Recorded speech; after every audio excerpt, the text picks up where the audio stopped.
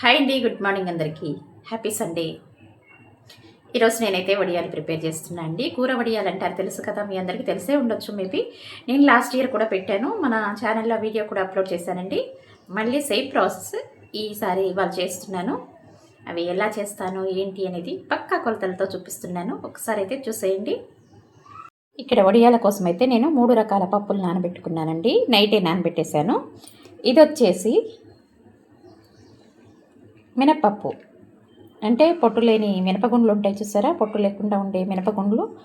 ఇవైతే పావు కిలోకి కొంచెం ఎక్కువగా నానబెట్టేశానండి.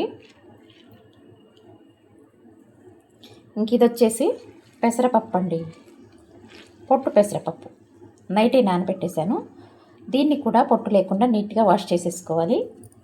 అలాగే ఇది వచ్చేసి బొబ్బర్ల పప్పు అని మేమంటాము, కొందరేమో అలచందలు అంటుంటారు కదా, ఇది ఆ పప్పు. దీన్ని కూడా నైటే నానబెట్టేశానండి. ఇది 1/2 కిలో బొబ్బర్ల పప్పు, 1/2 కిలో పెసరపప్పు, 1/2 కిలో తీసుకున్నాను. ఇది మాత్రం పావు కిలోకి కొంచెం ఎక్కువగా తీసుకోవాలి అంతే. ఇవి రెండు కలిపి కిలో ఉంటాయి కదా, ఇది పావు కిలోకి కొంచెం ఎక్కువగా తీసుకుంటే, ఇది జిగురు ఎక్కువగా ఉంటుంది కాబట్టి కొంచెం క్వాంటిటీ తక్కువగా తీసుకోవాలండి. లేదంటే జిగురు ఎక్కువైపోయింది అనుకోండి, గట్టిగా అయిపోతాయి. వీటైతే శుభ్రంగా నీట్గా వాష్ చేసేసుకుంటాను. వాష్ చేసేసి మిక్సీ పట్టేస్తానండి మొత్తాన్ని. మొత్తం గ్రైండర్ ఉంటే గ్రైండర్లో వేసేసుకోవచ్చు, బట్ నేనైతే మిక్సీయే పడతాను. మిక్సీ పట్టేటప్పుడు చూపిస్తానండి. దీన్నైతే ఇలా పెద్ద బౌల్లో వేసేసుకుని పొట్టు లేకుండా శుభ్రంగా నీట్గా కడిగేసుకోవాలి. దీనిలో రాళ్ళు కూడా ఉంటాయండో, ఈ రాళ్ళు కూడా చేసేసుకోవాలి.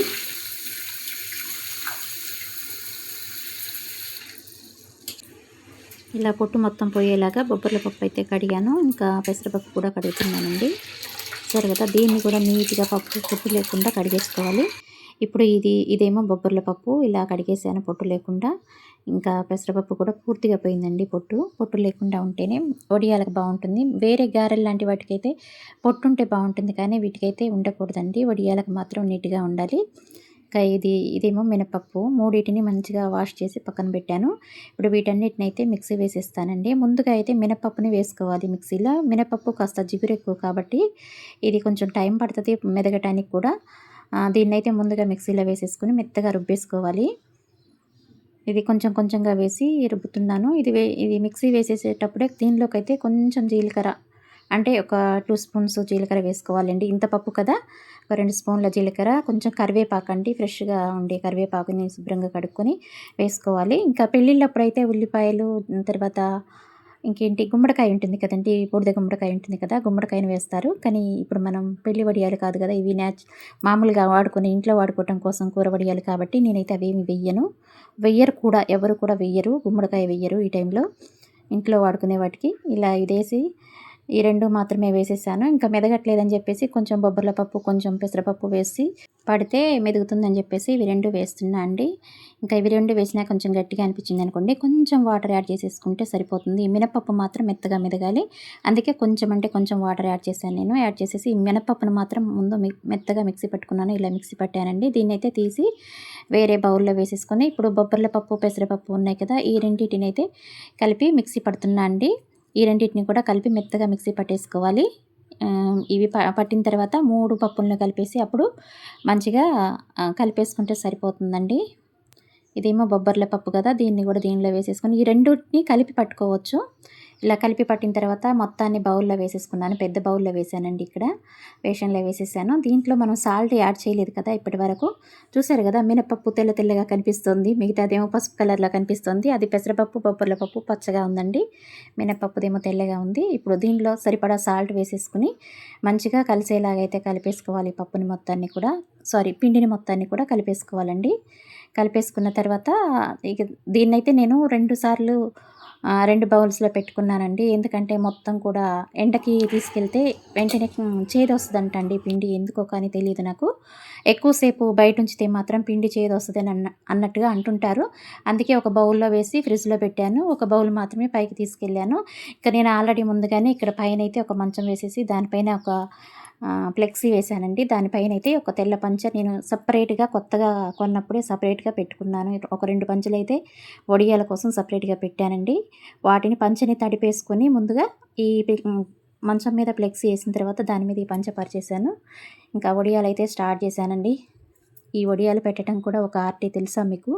అన్నీ కూడా ఒకే సైజులో సమానంగా ఒక సిస్టమేటిక్గా పెట్టాలి. వడియాలు పెట్టడం కూడా ఎట్లా పడితే అట్లా పెడితే మాత్రం అస్సలు బాగోవు వడియాలు. వీటిని ఒకే సైజులో పెట్టుకోవాలి. అవి కూడా పెద్ద పెద్దగా లావుగా పెడితే అస్సలు బాగుండవు. చిన్నగా సైజులో అంటే మీడియం సైజులో పెట్టుకోవాలి. వాటిని కూడా మరీ చిన్నగా కాకుండా మరీ పెద్దగా కాకుండా అన్నీ ఒకే సైజులో వచ్చేలాగా పెట్టుకోవాలి. నాకైతే ఒక 3 గంటలు పట్టింది అనుకుంటానండి నాకు ఈ వడియాలు పెట్టడం. ఒక్కదాన్నే పెట్టాను. పైన చాలా టైం పట్టింది నాకైతే. అసలు నడుము కూడా బాగా నొప్పి వచ్చేసింది. అసలు ఎందుకు పెట్టుకున్నాను రా అనిపించింది. అంతగా అలసిపోయాను. వడియాలు పెట్టాలంటే ఎవరి తోడైనా ఉండాలండి. ఒక్కరే పెట్టాలంటే మాత్రం ఇది చాలా కష్టమైన పని. చూశారు కదా ఇక్కడ ఎలా పెడుతున్నానో. అన్ని వడియాలు కూడా ఒక సిస్టమేటిక్గా ఒక సైజులో ఒక షేప్ కూడా బాగుండాలండి. చూడటానికి కూడా షేప్ కరెక్ట్గా ఉండాలి. తోకల్లాగా అలాగా పెడితే బాగుండవండి వడియాలు ఎప్పుడైనా కానీ. అందుకే చాలా టైం కూడా తీసుకుంది నాకు పెట్టడానికి. ఒక మంచిగా పెట్టుకోవాలి కాబట్టి నేను ఏ చేసినా కానీ అది మంచిగా ఉండేలాగా చూసుకుంటాను. అందుకే టైం కూడా ఎక్కువ టైం పట్టింది. ఎట్లా పడితే అట్లా పెడితే ఎలాగైనా పెడితే తొందరగా పెట్టేసుకోవచ్చండి. కానీ నేను అలా పెట్టలేదు. నేను అన్నీ ఒకే సమానంగా ఉండేలాగా చూసుకున్నాను. సో ఎక్కువ టైం తీసుకుంది కానీ చూడటానికి మాత్రం చాలా బాగున్నాయండి. చూశారు కదా ఇన్ని పెట్టేశాను. అంటే ఆ పప్పుకైతే ఇన్ని అయిపోయాయండి. ఫస్ట్ ఒక బౌల్లో తీసుకొచ్చాను కదా, ఆ బౌల్ కంప్లీట్ అయిన తర్వాత ఇంట్లో ఫ్రిడ్జ్లో ఉన్న గిన్నె తీసుకొచ్చేసి మళ్ళీ పెట్టేశాను. మొత్తానికైతే ఒక 3 అవర్స్ పట్టింది అనుకుంటాను. 3 అవర్స్లో కంప్లీట్ చేశానండి. ఇలా మొత్తం కూడా పెట్టేసుకున్నాను. లాస్ట్ టైం అయితే నేను వడియాలు పెట్టినప్పుడు తమలపాకుల్లో గౌరమ్మని చేసి పెట్టి మధ్యలో పెట్టి పసుపు కుంకుమ తర్వాత ఫ్రూట్స్ ఏదో పెట్టినట్టున్నానండి. కానీ ఈసారి అయితే అలాగేం చేయలేదు.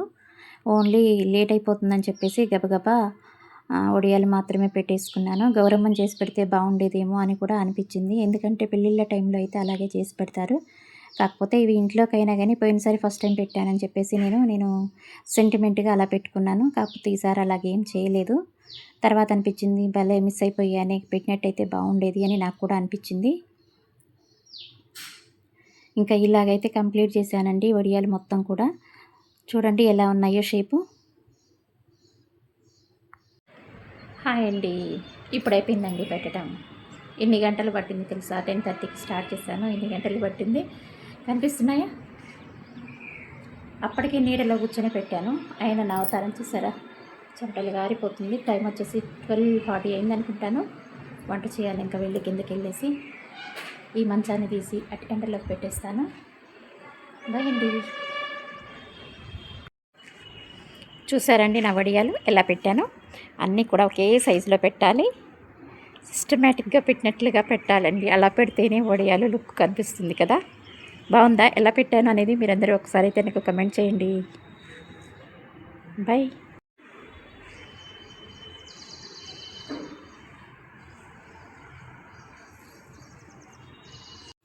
ఇంకా 3 డేస్ తర్వాత అయితే ఇలా ఎండిపోయాయండి. చూసారు కదా, ఎండబెట్టాను. ఒక 3 డేస్ వరకు బాగా ఎండలో ఎండబెట్టుకోవాలి. ఫస్ట్ డే ఎండిన తర్వాత సెకండ్ డే అప్పటికి వడియాలు క్లాత్ మీద నుంచి తీస్తే ఊడి వస్తాయి మంచిగా. అలా తీసేసి మళ్ళీ బేషన్లో పోసేసుకొని ఒక 2 డేస్ ఇలా ఎండబెట్టానండి. బాగా ఎండిపోయాయి, మొత్తం రెడీ అయిపోయాయి. చూసారు కదా.